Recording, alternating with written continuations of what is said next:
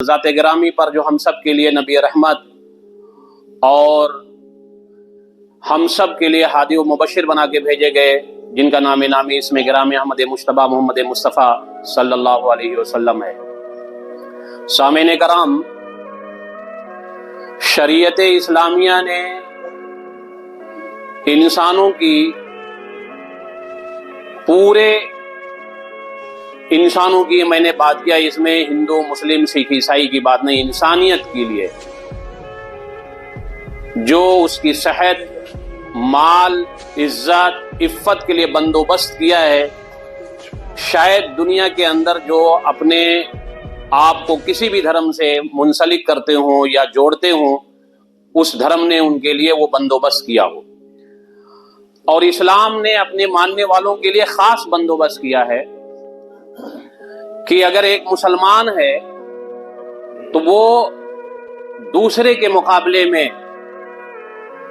سماجی طور پہ، معاشی طور پہ، انفرادی طور پہ، اجتماعی طور پہ اور اپنے صحت کے اعتبار سے، اپنے دین کے اعتبار سے، اپنے معاملے کے اعتبار سے سب سے زیادہ نمایاں اور سب سے زیادہ اپنے آپ کو اجاگر کرنے کی کوشش کرے، تاکہ سماج کے اوپر یا اور لوگوں کے درمیان ایک امتیاز جا سکے کہ یہ اوروں سے بہتر کیوں ہیں، یا ہم سے بہتر کیوں ہیں، یا یہ کام کیوں نہیں کرتا ہے جو کام ہم کر رہے ہیں۔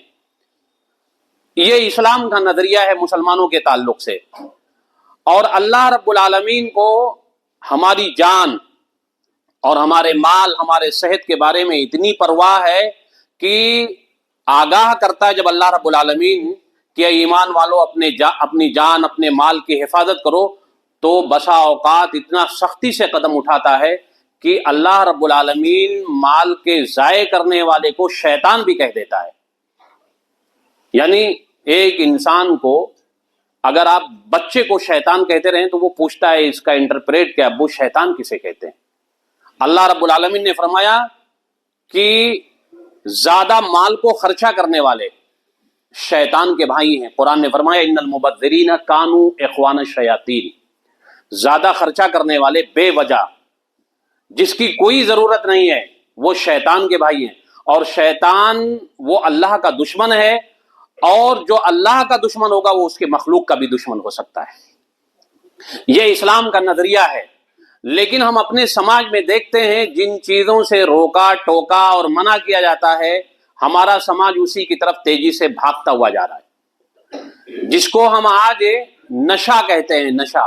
نشہ لفظ ایک ایسا لفظ ہے جو ہر دھرم کے اندر ممنوع ہے، ہر دھرم میں منع ہے، ہر دھرم کے ماننے والے، اس کے گرو یا اس کے گائیڈر اس سے منع کرتے ہیں، روکتے ہیں، اس کے نقصان کے بارے میں لوگوں کو آگاہ بھی کرتے ہیں۔ اسلام نے بہت پہلے اپنے ماننے والوں کو اس چیز سے آگاہ کیا۔ اور ایک چیز اور آپ جان لیں، طاقتور مومن کمزور مومن سے بہتر ہوتا ہے۔ طاقتور مومن کمزور مومن سے بہتر ہوتا ہے۔ اسی لیے اللہ کے رسول صلی اللہ علیہ وسلم نے فرمایا کہ لوگ 5 چیزوں کے آنے سے پہلے 5 چیزوں کے بارے میں غافل ہوتے ہیں۔ 5 چیز، ان میں سے ایک یہ بھی ہے کہ صحت کے بارے میں، بیماری آنے سے پہلے اس کے بارے میں غافل ہوتے ہیں۔ جب بیماری آ جاتی ہے نا، تب انسان کہتا ہے کہ یہ میرے ہاتھوں کی کمائی ہے، یہ نہیں کھاتا، یہ نہیں کرتا، یا اس چیز کا استعمال نہیں کرتا تو یہ بیماری نہیں آتی، تو ہم اسے غنیمت نہیں سمجھتے۔ صحت بہت بڑی نعمت ہے۔ آپ ایک انسان جو دل کا مریض ہو اور آپ دل کے مریض نہیں ہیں، ایک انسان شوگر پیشنٹ ہو اور آپ شوگر پیشنٹ نہیں ہیں، دونوں میں موازنہ کرو، کھانے پینے، رہنے سہنے، اٹھنے بیٹھنے، ٹریول سفر کرنے میں آپ موازنہ کریں کہ ان سے کتنے بہتر ہیں، اور آپ اپنے آپ کو اگر ہلاکت کی طرف ڈال رہے ہیں تو آپ سے بڑا اپنے آپ کا ظالم کون ہو سکتا ہے۔ اسی لیے مفسرین نے جو کہا ہے کہ آپ اپنے آپ کو ہلاک نہ کرو، جو قرآن نے فرمایا لا تلقوا ऐदियकुम इला तहलुका, और एक जगह अल्लाह रब्बुल आलमीन ने फरमाया कि ला तक़्तुलू अनफुसकुम इन्नल्लाह काना बिकुम रहीमा, कि तुम अपने नफ्स को कत्ल मत करो, अल्लाह तुम्हारा रहीम है, तुम्हारा करीम है। यानी नफ्स को कत्ल करने का मतलब यही है कि उन चीजों का इस्तेमाल किया जाए जिन चीजों से हमें हमारी शरीयत, हमारे हेल्थ डिपार्टमेंट या हमारा मिजाज या हमारी अकल या समाज के अच्छे लोग जिन चीजों को मना करते हैं उन चीजों का मैं इस्तेमाल करूं। कत्ल का मतलब यह भी होता है, एक कत्ल का मतलब यह भी है कि आपके अंदर सलाहियत है किसी चीज को करने की। यह हमारे मौजू से एक्स्ट्रा है, लेकिन मुहद्दिसीन का आप वो देखिए कि शरह करते हैं तो कितना ज्यादा उन लोगों ने अपनी अकलों को अपने वक्त को हमारे लिए खर्च किया था कि अगर एक इंसान बासलाहियत है किसी फील्ड में काम करने के लिए और अपनी सलाहियत का इस्तेमाल नहीं कर रहा है उस फील्ड में, तो वो भी अपने आप को कत्ल कर रहा है। अगर आप समाज के लिए फायदेमंद है और अगर नहीं कर रहे हैं तो सुस्ती और काहली आपको खा रही है, आप कत्ल कर रहे हैं अपने आप को। अगर आप किसी चीज के माहिर और जानकार हैं और उस जानकारी को दुनिया के सामने नहीं ला रहे हैं तो गोया कि आप अपने आप के साथ समाज को भी कत्ल कर रहे हैं, आप अपने आप के साथ समाज को भी कत्ल कर रहे हैं। तो अल्लाह रब्बुल आलमीन ने फरमाया कि अल्लाह रब्बुल आलमीन तुम्हारा रहीम और करीम है, तुम अपने नफ्सों को कत्ल ना करो बुरी चीजों का इस्तेमाल करके, बुरी सोहबत के जरिए, और अच्छी चीज को छोड़ के गंदी चीजों का इस्तेमाल करके। अल्लाह रब्बुल आलमीन ने सारे अंबियों को इकट्ठा करते हुए, यानी सारे अंबिया को खिताब करते हुए फरमाया था कि ऐ नबियो उन चीजों को खाओ, कुलू मिनत तैयबात, कुलू मिनत तैयबात, पाक चीजों ही को खाओ। पाक चीजें क्या हैं? जो अल्लाह रब्बुल आलमीन ने, अल्लाह के रसूल सल्लल्लाहु अलैहि वसल्लम ने हमें बयान कर दिया। अच्छा, पाक चीज ना खाने की वजह से शरीयत ही नापसंद नहीं करती है, या हमें शैतान या हराम खोर या हमें भटका हुआ या हमें गुमराह या गुनहगार ही शरीयत सिर्फ नहीं कहती है, हमें हमारा हेल्थ डिपार्टमेंट जिसको डॉक्टर कहते हैं, जो हमारे जिस्मों के ऊपर रिसर्च करते हैं, वो भी नुकसान दे कहते हैं पाक चीज ना खाने की वजह से। मिसाल के तौर पे पेशाब है, आप कितना फिल्टर उसे कर लोगे, और अगर उसे पिला दिया जाए आपको, आप कितना फिल्टर उसे कर लेंगे। मिसाल के तौर पे कोई चीज डुप्लीकेट ही है, खाते रहोगे तो एक दिन तो साइड इफेक्ट होना ही है। यहां तक कि दवाइयों के साइड इफेक्ट होते हैं, डॉक्टर दूसरी दवा को उसके साथ लगा देता है कि हमारे जिस्म को नुकसान ना करे। तो अल्लाह रब्बुल आलमीन ने कुल्ली तौर पे यहां कहा है कि आप पाक चीजों को खाओ, उसके इफेक्ट होते हैं हमारे जिस्म पे। मिसाल के तौर पे, वो दौरान खुतबा आ जाएगी बात, मिसाल के तौर पे मैं आपको बता देता हूं इफेक्ट कैसे होता है।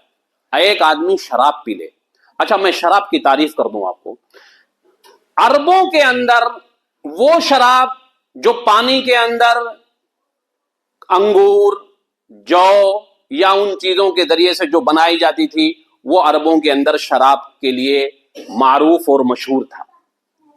लेकिन हमारी शरीयत कयामत तक के लिए है। इसीलिए कभी कभी लोग पूछते हैं ना कि आप ये बताओ ममानियत की कोई दलील। उनको ये नहीं पता है कि जरूरत ईजाद की माँ होती है, और जब कोई चीज पैदा होती है तो शरीयत उसके ऊपर अपनी फ़िक़्ह को लागू करती है। ये जान लीजिए, ये इस्लाम का वसूल है।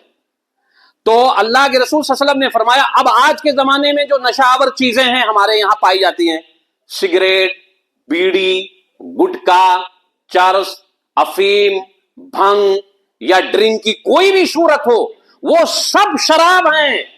सिगरेट पीने वाला ये नहीं समझेगा कि मैं शराबी नहीं हूं। इस्लामी शरीयत में आप उसूल देखें, इस्लाम का उसूल देखें, कुल्लो मुस्किर मुफ्तिर व कुल्लो मुफ्तिर हराम।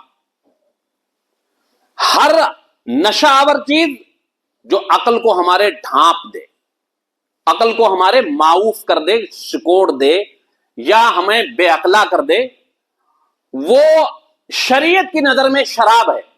और हर वो चीज जो हमारी अकल को ढांप दे वो हराम है शरीयत की नजर में। ये उसूल है।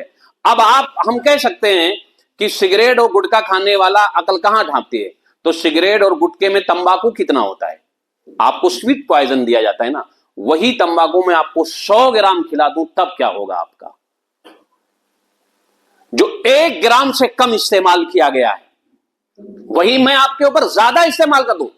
اسی لیے شریعت نے کہا ہے کہ ہر وہ چیز جس کا کم نقصان دہ ہے اس کا زیادہ بھی فَقَلِيلُهُ حرام، جس کا زیادہ نقصان دہ ہے اس کا کم بھی نقصان دہ. یہ شریعت نے پھر وہاں ایک حکم لاگو کر دیا کہ جو چیز کھانے سے زیادہ نقصان دہ فَقَلِيلُهُ حرام، تو اس کا کم بھی نقصان، اس کا کم بھی آپ کے لیے حرام قرار دیا ہماری شریعت نے. یہ شریعت کے اصول ہیں. اب ہمارا مزاج کیا ہے کہ ہر چیز کو ہم اپنی عقلوں سے کوشش کرتے ہیں نکالنے کے لیے، اپنی عقل سے. اگر اپنی عقل سے نکالنے کی کوشش کرتے ہیں تو یہ ڈاکٹرز یا صحت کے جو نگراں ہوتے ہیں ہمارے انسانی زندگی کے، وہ اس سے منع کیوں کرتے ہیں؟ اور شریعت تو اس سے پہلے ہمیں منع کر دی. تو یہ اللہ رب العالمین کا اصول رہا ہے کہ کوئی بھی چیز جو ہمیں نقصان دہ ہے اس کے قریب استعمال تو چھوڑو، قریب بھی جانے سے منع کرتا ہے اللہ رب العالمین. اچھا، شراب اور نشہ یہ ایک ایسی چیزیں ہیں جن کو شرک کے ساتھ اللہ رب العالمین نے بیان کیا ہے، شرک کے ساتھ. اور شرک یکساں وہ چیز ہے مسلمانوں میں اور غیر مسلموں میں بھی، جو ایک اللہ کو مانتے ہیں وہ یہ مانتے ہیں کہ اللہ ایک ہے لیکن اس کا سپورٹر چاہیے. مسلمانوں میں بھی ایک طبقہ ہے، لیکن دنیا کے اندر ایسے نظریات ہیں کہ شرک سے بچنا چاہیے. اور شرک وہ جرم ہے کہ جب کسی انسان کے اندر آ جاتا ہے تو وہ مالک کا انکار کر بیٹھتا ہے، اور جتنے دروں کو اس کا دل کہتا ہے، اس کا نفس کہ یہاں فائدہ ہوگا، وہاں وہ فائدہ حاصل کرنے کے لیے چلا جاتا ہے. اس لیے شرک سے معاف کیا گیا. کہ شرک سے کیوں منع کیا گیا؟ اب جب قرآن نے عربوں کے اندر دیکھا کہ یہ نشہ کرتے ہیں تو ان کو منع کرنے کے لیے 3 اسٹیپ کا استعمال کیا. ہم 2 اسٹیپ سے قطع نظر ہو کے تیسرے اسٹیپ پہ آ گئے ہیں. اللہ رب العالمین نے فرمایا یا ایھا الذین آمنوا. اب یہ ایمان لے آئے، مدینہ کے اندر بات ہو رہی ہے. یا ایھا الذین آمنوا انما الخمر والمیسر والانصاب رجس من عمل الشیطان. اے ایمان والو، شراب، جوا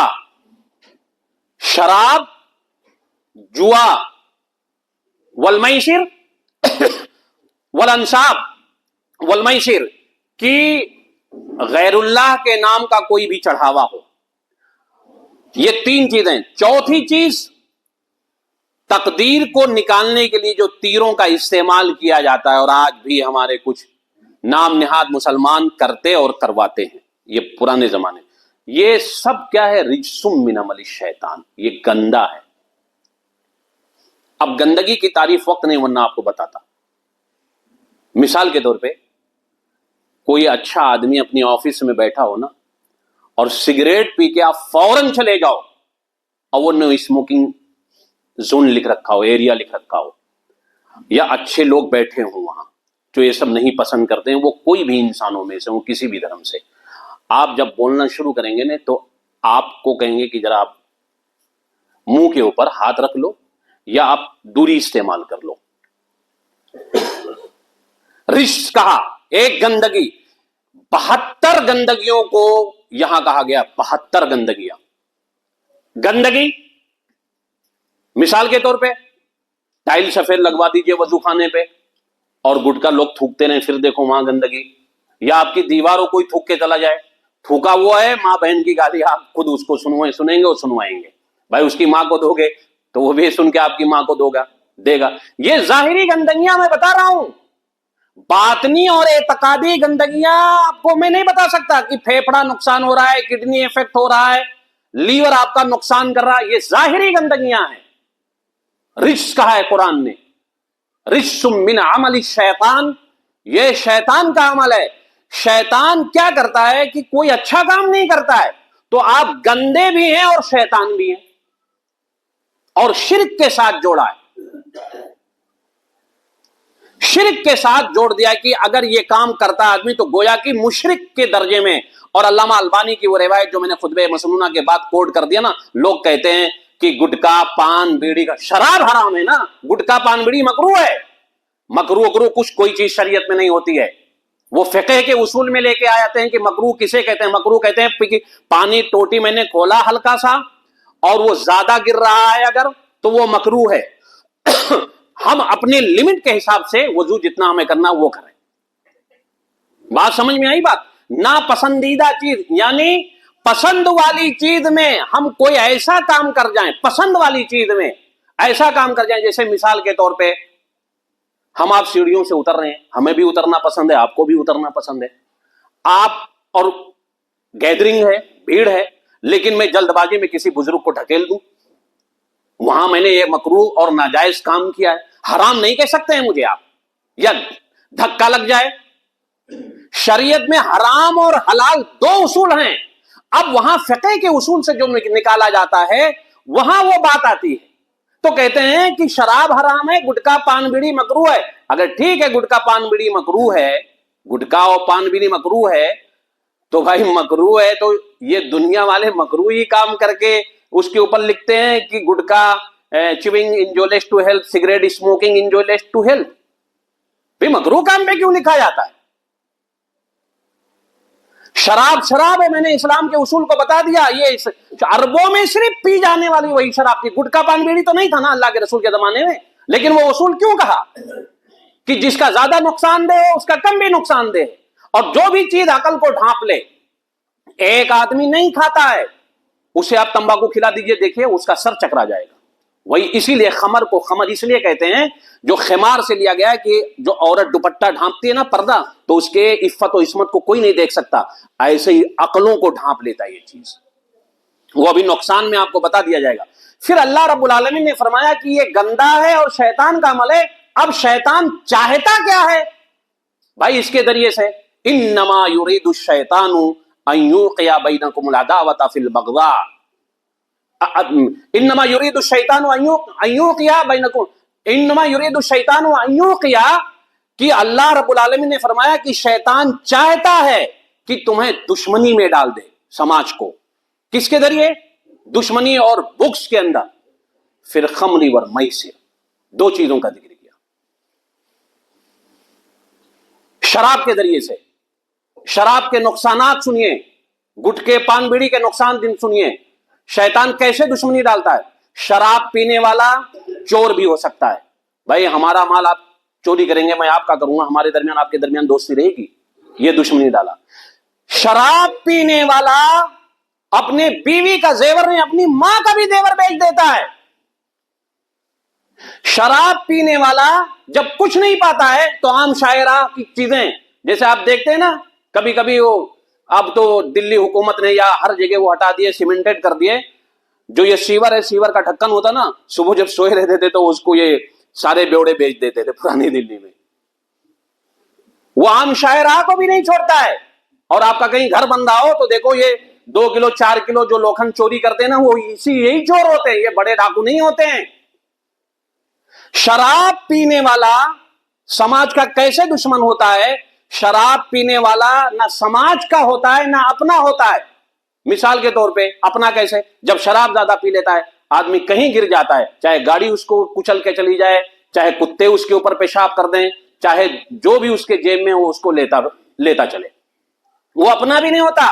شراب پینے والا سماج ہی کا نہیں، وہ اپنا بھی نہیں، سماج کا اور دین کا بھی نہیں ہوتا. اللہ کے رسول نے فرمایا کہ 3 لوگوں کی دعائیں، اور ایک جگہ فرمایا کہ 4 لوگوں کی نہیں قبول ہوتی، اس میں فرمایا مدمن الخمر، پکا شرابی. سنتے رہیے گا، صرف بوتل بند شراب نہیں ہے، سگریٹ، گٹکا، پان بیڑی، یہ سب ہے، اس لیے بار بار میں کہہ رہا ہوں.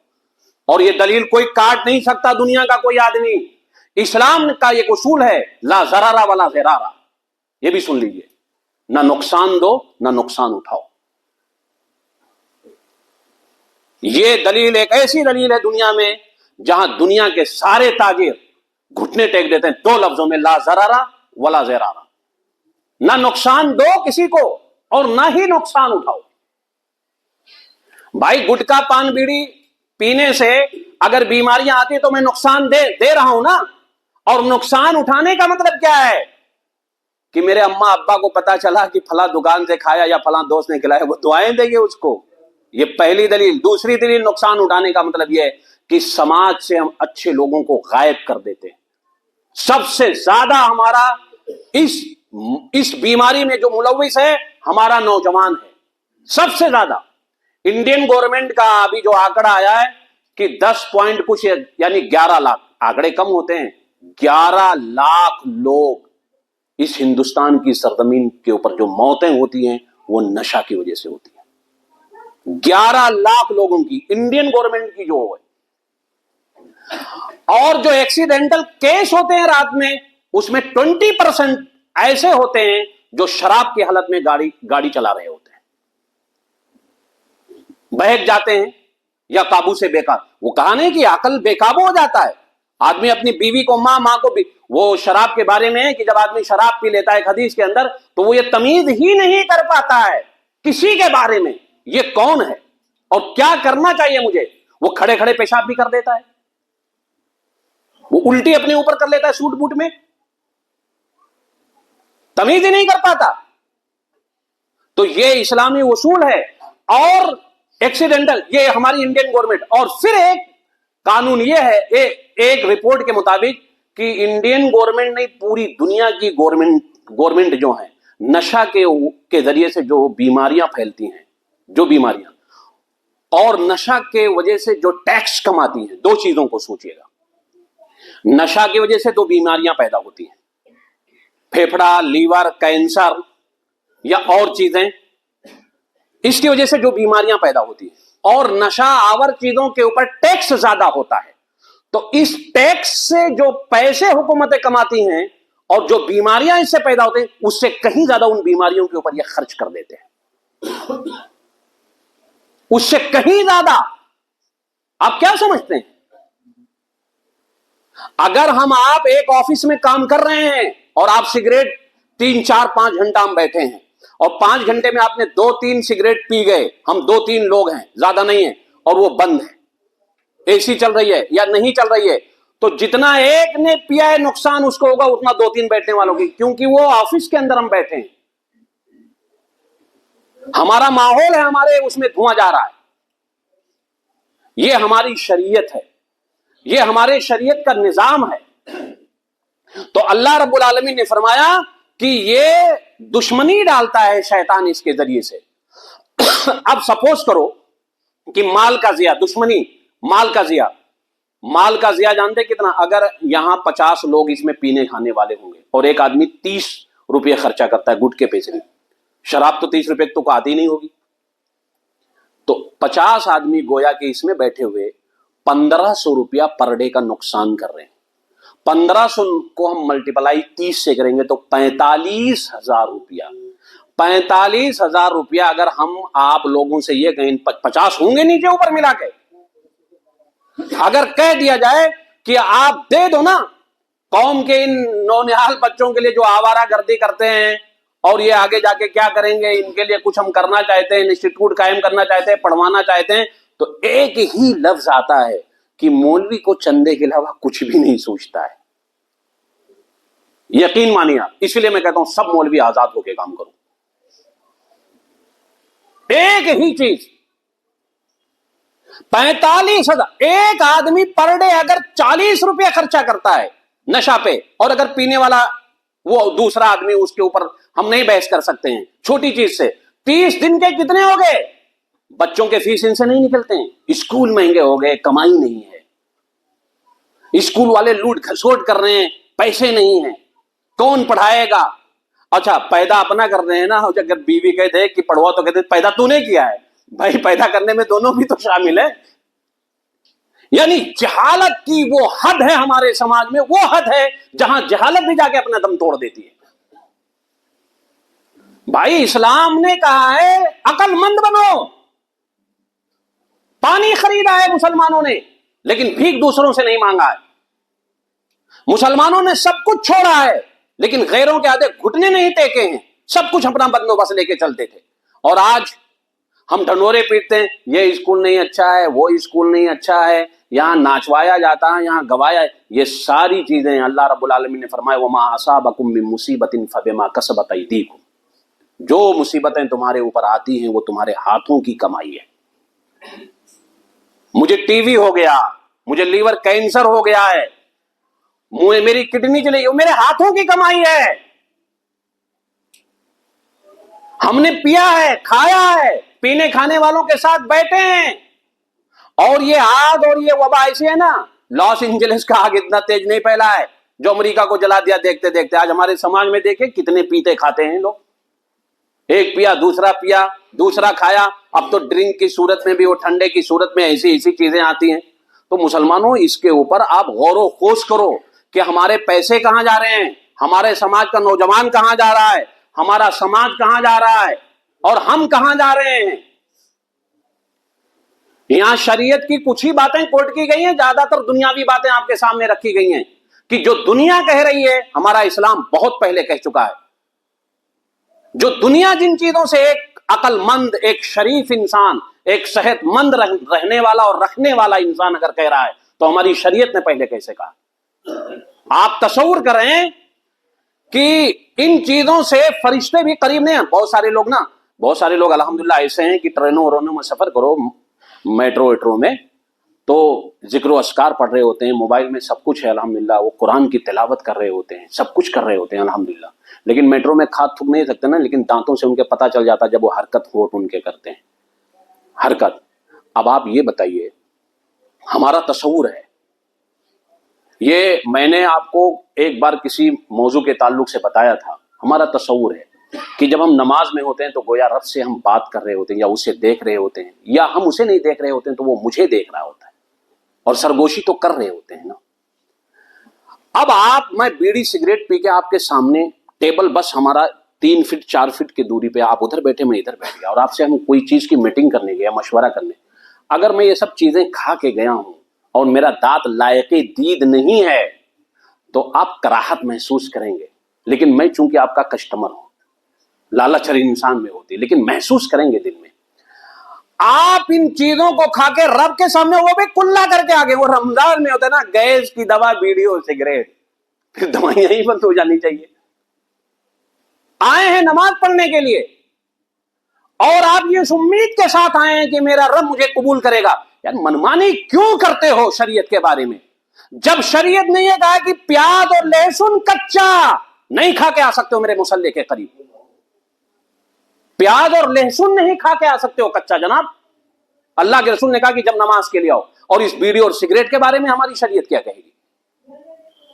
فرشتے ساتھ چھوڑ دیتے ہیں، سماجی ساتھ نہیں چھوڑتا ہے. اور کیسے ہماری ماں اور بہنیں اگر سن رہی ہیں تو 2-4 کو سنائیں کہ جو ہماری ماں اور بہنیں اپنے ٹیپ ٹاپ کے لیے، اپنے میک اپ کے لیے ہزاروں روپے کا کٹ خریدتی ہیں اور سڑے ہوئے دانت شوہر کے ساتھ کیسے رہتی ہیں، کیسے رہتی ہیں، یہ سمجھ میں نہیں آتا. اسلام نے کہا اچھا رہو، اچھا پہنو، اچھا کھاؤ، صرف ظاہری سوٹ بوٹ ہو، اندر سے ہمارا لیور سڑا ہو، ہمارے پھیپھڑے جا رہا ہو، ہمارا دل متاثر ہو. ہمارا دانت تو دیکھا نہیں جاتا لوگوں کا دانت. ابھی کہیں جانا ہو نا کسی شادی میں تو وہ 2-4 گھنٹے پہلے خوب برش اچھی کمپنیوں کا لا کے کرتے ہیں کہ وہاں فلاں آئے گا، بات کروں گا تو کیسے ہوگا، اور اللہ کے سامنے آئے گا وہ سڑے ہوئے دانتوں سے چلے آتے ہیں. یہ ظاہری نقصان ہے سب. تو سماج کے کتنے نقصان ہیں آپ گن ہی نہیں پائیں گے، میں 25 نقصان گنا گیا اس میں. تو نشہ وہ چیز ہے، نشے سے بچو، لوگوں کو بچاؤ، بری صحبت سے بچو، اور یہ جو اللہ نے دولت دیا ہے اس کی قدر و قیمت کرو. اسی 5 میں ہے کہ یعنی مالداری کو غربت سے پہلے بھی، یعنی آپ کے پاس 100 روپیہ ہے نا اور کل نہیں ہوگا تو یہ بھی غنیمت سمجھو، یہ بھی غنیمت سمجھو. اور یہ ناجائز مت، پورے ماحول کو متاثر مت کرو، پورے ماحول اور کلائمیٹ کو بھی مت خراب کرو. 10 لوگ اگر بیڑی سگریٹ پینے والوں ہو، گلی تنگ ہو، پھر دیکھو، اور اس میں سانس لینے والے ہوں، اور گٹکے اور بیڑیوں سے، وہ کیوں دیواروں پہ لوگ لکھاتے ہیں کہ پان گٹکا گیڑی کھا کے دیواروں کو گندا نہ کریں؟ سیدھا جرمانہ لکھیں، لاکھ روپیہ لکھیں، اور ان کی پٹائیاں بھی کروانی چاہیے، ان کی پٹائی بھی کروانی چاہیے. تو یہ ساری صورتیں یہ اسلام کا، اسی لیے حضرت عمر کے اس عمل کے ذریعے سے میں اپنی بات کو ختم کر رہا ہوں. حضرت عمر کے زمانے میں ایک آدمی شراب بیچتا اور پلاتا تھا، تو حضرت عمر نے کہا کہ بھائی منع کر دو اسے، کوئی دوسری روزی روٹی کا بندوبست کرے یا حکومت کی طرف سے کر دیا جائے. اب لالچ بہت بری چیز ہوتی ہے. وہ آدمی اندر بیچتا تھا. حضرت عمر نے کہا کہ اس کے میں خانے سمیت اس کو آگ لگا دو. یہ حکومتیں ہوتی ہیں. اسی لیے شیخ سعدی کا وہ قول یاد آیا کہ ہماری حکومتوں کے پاس پولیس ہے، قانون ہے، اسلحے ہیں بے گناہوں کے لیے، یہاں تو گنہگار موجود ہیں اور لائسنس گنہگاروں کو دیا جاتا ہے۔ دیسی شراب کا ٹھیکہ، دیسی شراب کا ٹھیکہ یعنی لائسنس کے ساتھ لکھا ہوتا ہے۔ تو یہ چیزیں ہیں کہ کس نے میخانے میں کتنے پی یہ خدا جانے، لیکن میخانے نے کتنوں گھر کو پیا یا ہم جانے۔ اللہ سے دعا ہے میرے مالک تم تمام کو اچھی باتوں پر عمل کرنے کی توفیق عطا فرما، جب تک دنیا میں زندہ رکھ ایمان پہ زندہ رکھ، جب ہمارا خاتمہ تو ایمان پہ ہو، اسلام پہ ہو۔ آخر دعوانا ان الحمد للہ رب العالمین۔